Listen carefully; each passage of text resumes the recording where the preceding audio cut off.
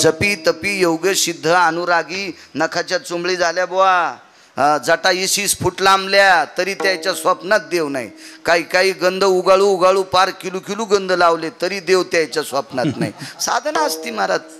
तो आम्हापाशी मागे पुढे, वारकऱ्यांच्या मागे पुढे आहे. अशा का वारकऱ्याकडे काशीतले मालक भगवान देवादिदेव शिवशंकर आले आणि पंढरीतले मालक जगाचा बाप आले आणि ते दोघं असे पाटावर बसलेले आहेत. पंढरीतले मालक, काशीतले मालक. तो वारकरी पाद्यपूजा करतो आणि पाद्यपूजा करत असताना तिथं ज्ञानोबाराय तुकोबाराय आले.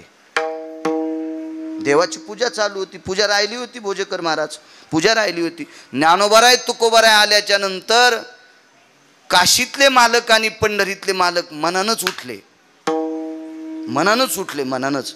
आणि त्यांनी यजमानाला सांगितलं, बापू ह्या दोघाही पुढे आमची पूजा करू नकोस, यांची करा. देव सारावे संत पूजावे आरते नैवम गिरगाव कर लिखितम. देवाला बाजूला सरकायचं, संतांची पूजा करायची, इतकं अनन्य साधारण महत्व या साध्वी संतात आहे, या साध्वी मावल्यांत आहे. म्हणून आजच्या पुण्यतिथीला संतपर बोलावं. विठाला विठाला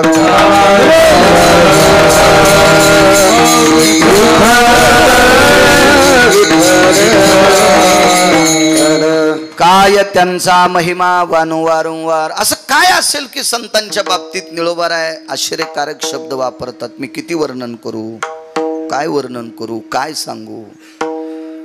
महाराज एके ठिकाणी देहूतले मालक सुद्धा म्हणतात, काय वानू आता न पुरे ही वाणी, काय वानू आता न पुरे ही वाणी, मस्तक चरणी ठेवित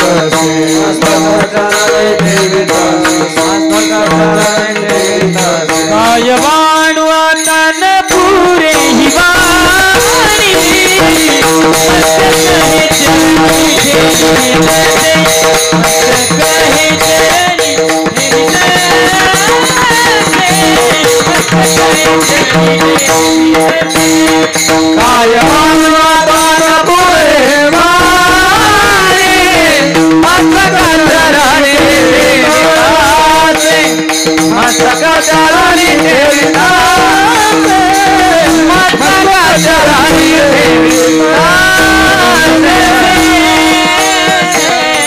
श्रीमंत श्री जगद्गुरु तुकोबाराय माझे देहूतले मालक नमूद करतात की संतांचा महिमा वर्णन करत असताना माझी वाणी सुद्धा अपुरी पडते. याच्याकरता मी त्यांच्या पायावर डोकं ठेवणं, दर्शन घेणं उचित मानतो. तुकोबाराय काय गिरगावचा बाळा पिठला हटणारे. जिथं तुकोबाराय या संतांच्या चरणावर डोकं ठेवतात तिथं मी काय सांगणार आहे. जिथं निळोबाराय म्हणतात मी काय वर्णन करू, त्यार्थी मी काय सांगणार आहे. तुम्ही मला आशीर्वाद द्या आणि साध्वी मातोश्री पूज्यश्री माऊली मला आशीर्वाद देत्याल, त्याच्यावर मी बोलेल. एवढा मोठा संतांचा अधिकार या साध्वी माऊल्यांचा अधिकार आहे. रस्त्याने भोजेकर महाराज दिंडी चालली. करा थोडा कडक आवाज करा. दिंडी चालली. ती दिंडीच होती. काही दिंड्यांना दिंड्या म्हणताना पण लाज वाटते. त्याच्यात हलकी वाजती, बया नाचत्या. मी पाहतो ना सोहळ्यात जातो, मला चालायला काही त्रास नाही. त्याच्यामुळे मी चालत असताना बघतो ना काही मस्तळलेली दिंडी मालक, त्याच्यामध्ये डफडं वाजत. डफडं सूत्र ऐका.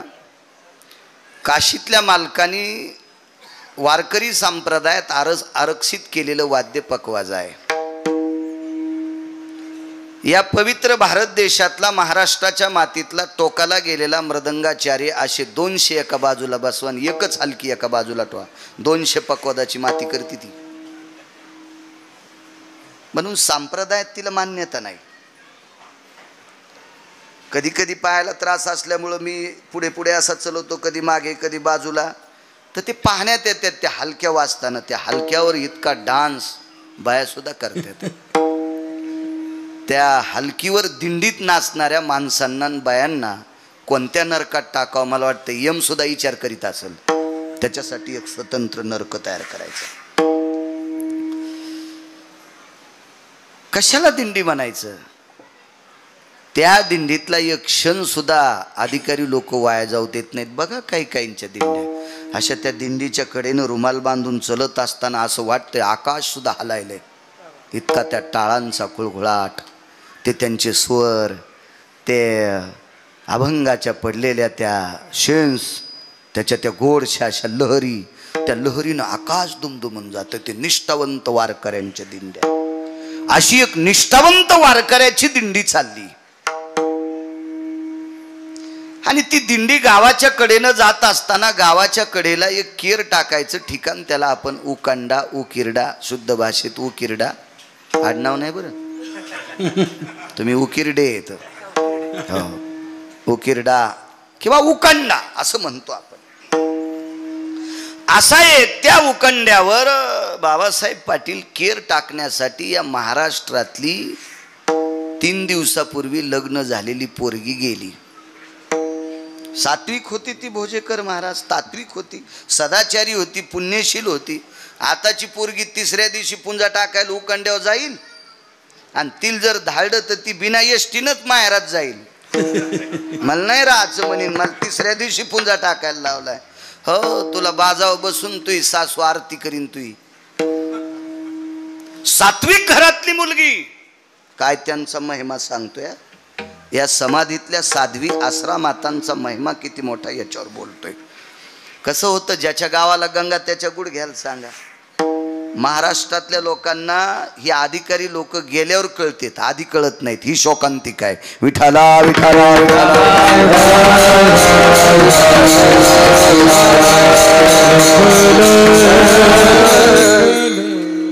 त्या दिवशी त्यांच्याकडे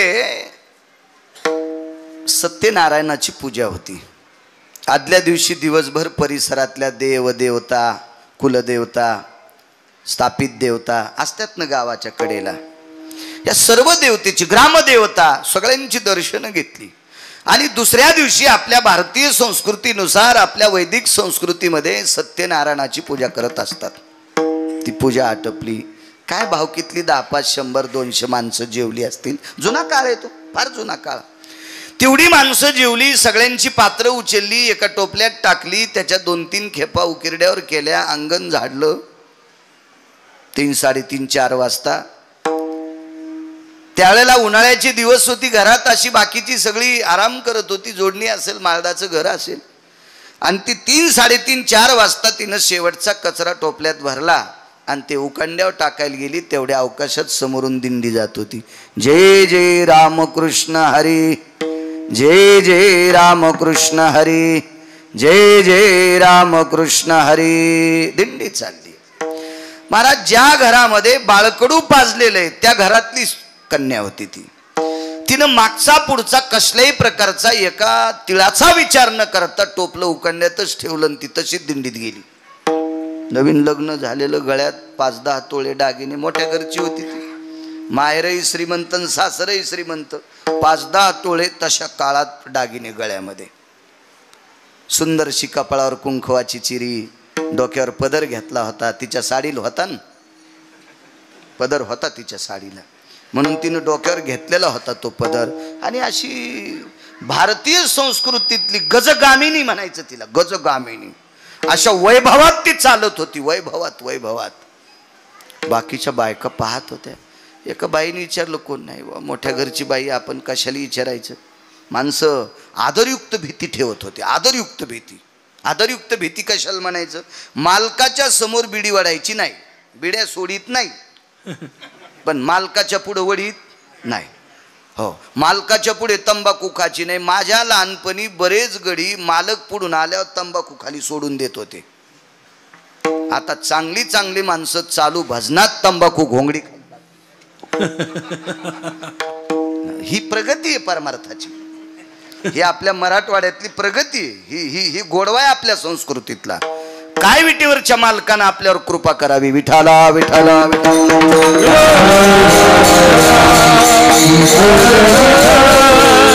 पूर्ण दिवस गेले, परत आली. महिना श्रावण होता बरं भोजेकर महाराज. श्रावण मास होता, श्रावण मास. आणि त्या श्रावण मासात मी अगोदर बोलून गेलो तुम्हाला उन्हाळा, पण माफी मागतोय, महिना श्रावणातला होता. दिंडीच्या बाबतीत चौकशी आत्तापर्यंत मला त्याची माहिती मिळाली नाही, त्याच्याकरता सांगणार नाही. जे गोष्ट माहीत नाही का, बिना बुडाचं टोपलं कवरं का हालत असतं भास्करांना, त्याच्यामुळे टोपल्याला बुड असलं पाहिजे, बुड असलं पाहिजे. आपल्याला माहिती नाही, एखाद्याने विचारलं ती कोणाची दिंडी होती तर हवा निघणं, त्याच्यावर दिंडी होती इतकं माहिती. त्या दिंडीचे प्रमुख कोण होते, त्या दिंडीतले महाराज कोण होते.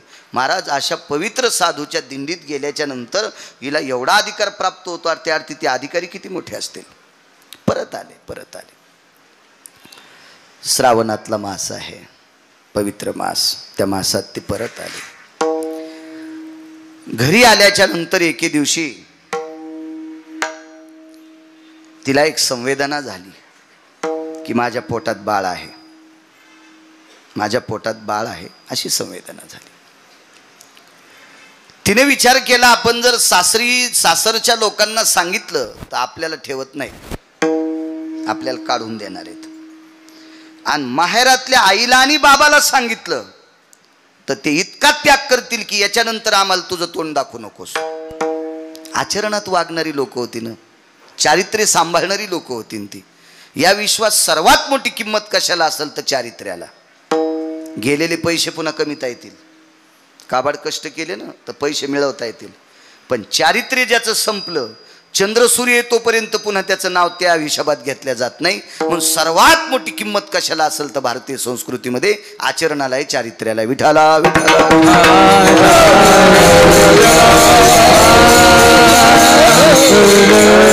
माळा किती मोठाल्या घातल्यास, गंध किती लावलास, माणसं दिसल्यावर रामकृष्ण हरी काय म्हणतो, काय डुलं तू भजनात, हे नाही सांगायचं.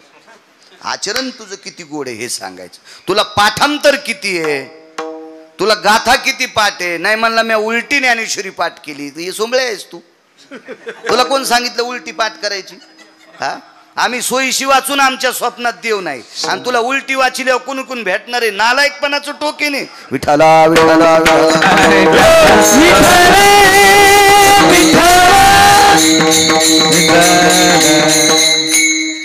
घरी आली, तिचं मन असं खवखव करत होतं. वाढवा थोडस वाढवा. मन असं खवखव करत होतं.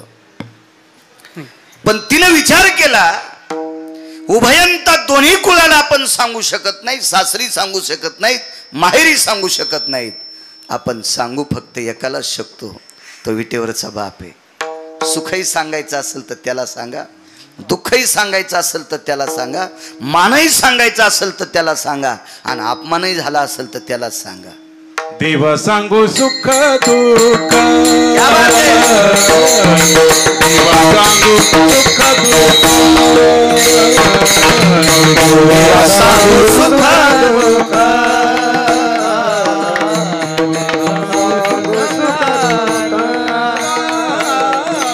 देव सांगू सुख दुःख, देव सांगू सुख दुःख,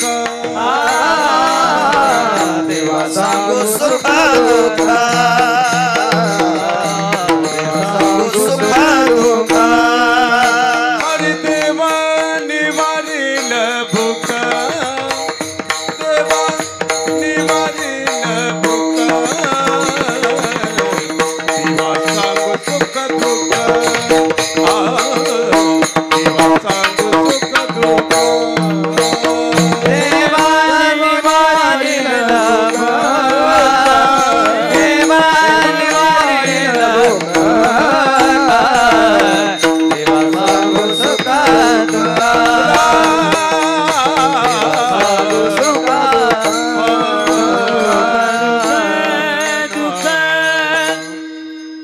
देवा सांगू सुख दुःख. बर काय होतंय भंगीर यायला, तुम्ही दुःख सांगितले होते, रडून ऐकते ना हसून बोंबलच सांगते. एका नळ्यानं ऐकत येत आणि 10 नळ्यानं पेरीत येत. बरं झालं याचं इचकलं, लय तर करू लागला, बरं झालं देवान नीट केला. अशी भंगिरी असते. महाराज ज्याला स्वतःच्या दुःखाची अक्कल नाही ते आराम करायला आपली दुःख कशाला सांगायचे? दुःख फक्त संतांना सांगायचं आणि देवाला सांगायचं, पुन्हा कोणाला दुःख सांगायचं नाही. बाकी दुःख ऐकण्याची क्षमता आहे का नाही? कारण याच्यात डोक्यावर इतकं दुःखाचं गठुडं आहे की मान वाकली. कशाला सांगायची? एक मन होती, उघड्या घरी नागडं गेलं आणि पहाट पस्तोर हिवान मेलं. ज्याच्या अंगावर बोटभर कपडा नाही त्याच्या इथं नागडं गेलं, म्हणला कपडा द्या. ते म्हणला मीच मरायलो, तुला कुठून देऊ? मग हे बाकीची अवस्था आपली, तुम्ही आम्ही. दुःख ऐकायची ताकद त्यांच्यात आहे, ऐकून दुरुस्त करायची ताकदही त्यांच्यात आहे, म्हणून त्यांनाच सांगायचं, कोणाला नाही सांगायचं. एक जणाला गंडमाळा झाल्या आणि दुसरं त्याच्याकडे गेलं, मला 2 आल्यात. ते म्हणला मला 14 आल्यात. मग ज्याला 14 आल्या अजून नीट होत नाही, तू ह्या 2 कापीन ते आगाव पण आहे. एक जणाला कुरप होते, ते म्हणला 20 वर्ष झालं चालताच येत नाही खड्यात. हो म्हणला मलाही एक कुरूप झालंय. आता तू त्याच्याला कशाला सांगायला? त्याच्या पायाला गंडलं झालेत कुरपाचे, तू काय ते नीट करणार आहे? ते हे आपण भरकी माणसं आहेत ना. आपण समुद्रातही सळल्यानं नीट होत नाही तर बुटकं भर पाण्यानं काय आपले दात घासायचे आहे का नाही? म्हणून दुःख सांगायचं असेल तर या लोकांना सांगायचं, साध्वींना सांगायचं, संतांना किंवा देवाला सांगायचं. हुशार मुलगी होती, गर्भाची संवेदना लक्षात आली आणि त्या दिवशी सासूनं पूजा करायला लावलं. पूजा करायला लावलं. भारतीय संस्कृती किती गोड आहे सांगू का? महाराष्ट्राची संस्कृती, आपल्या संस्कृतीमध्ये मुलीला सगळं शिकवल्या जातं आणि मग तिचं लग्न केलं जातं. ती महाराष्ट्राची संस्कृती. अण्णा स्वयंपाक शिकवल्या जातो, पूजापाठ शिकवल्या जातं, आलेल्या पाहुण्यांचा आदर शिकवल्या जातो, स्वच्छता शिकवल्या जाती आणि मग तिचं लग्न केलं जातं. बऱ्याच नवऱ्यांना काही न शिकवता त्या पोरींचे लग्न केलं जातं. म्हणून पैसे तोपर्यंत नवऱ्याला हॉटेलहून डबे सांगतात आणि ज्या दिवशी त्याचे संपले त्या दिवशी माहेरात येतात. ही संस्कृतीच्या बाहेरची क्रिया, अशी क्रिया नाही आपल्याकडं. आपल्याकडं आधी शिकवल्या जातं. तुम्हाला एक माहिती आहे का? आपल्याकडं मुलीला शिकवल्या जातं, नवल नाही. आपल्या इथं बैलाला आधी शिकवल्या जातं आणि मग टिपणीला धरल्या जातो. बैल सुद्धा न शिकवता धरलेला बैल कसा तास आणील, किती जू मोडीन, किती फन मोडीन, किती जानुळे मोडीन आणि किती आवता हाणणाऱ्याच्या तोंडातून ने जाते. हे हिशोबात चलत असतो का बैल बिन शिकलेला? म्हणजे आपल्या संस्कृतीत बैलाला सुद्धा शिकवल्या जातं, आपल्या संस्कृतीत घोड्याला सुद्धा शिकवलं जातं. तेव्हा त्याच्यावर बसल्या जाते. हा न शिकवलेल्या घोड्यावर बसल्यावर ते बोरी खालून जाईन, घेईन ना तोंडवर बाडून. म्हणून आपल्याकडं शिकवल्याशिवाय, त्या वैचारिक पातळीची लेवल आणल्याशिवाय त्याला हाताळल्या जात नाही. ती आपली भारतीय संस्कृती आणि त्या संस्कृतीत भाजलेली ती मुलगी. म्हणून आपल्याकडं म्हणायचं पोरगा औंधा भाजायचं. बाबा भाजायचं म्हणजे इस्त्यात नाही वांग भाजल्यावानी, भाजायचं म्हणजे लग्न करायचं. काय मार्मिक शब्द होते जुन्या लोकांचे. विठाला विठाला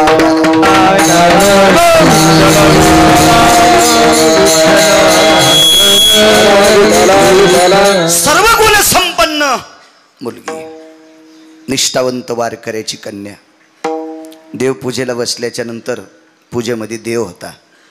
तो देव बापाच्या इथून आणीत असते. आपल्याकडे लग्न झाल्यावर शेवटचा विधी असतो परवर लुटायचा. नवरी नवरदेवाला आपल्या बापाच्या घरी नेती आणि बापाच्या देवहऱ्यात पाय पडायला लावती आणि मग पाय पडता पडता ती सांगती, हे देव घ्या. ते देव म्हणजे लंगडा देव, म्हणजे गोपाल कृष्ण, हे देव घ्या. अशी पद्धत आहे. मग त्यानं तो देव खिशात टाकायचा. ते म्हणला मी घेत नाही. मग ती म्हणली मी संग येत नाही. घ्यावा लागतो का नाही तो देवा? तो देव तिकून आणलेल्या देवाचा सत्यनारायण करीत असते. तर हो मी केलं 27 वर्ष. हो ना. आणि मग तो देव खिशात घेतला. तो देव, त्या देवाची ती पूजा करीत होती. कोणी नाही मागच्या देवघरात, एकटीच आहे. बाजूला कोपऱ्यात एक जातं होतं भोजेकर बाबा. त्या जात्यावर एक दगड असतो गोल, खुंटा ठोकायचा.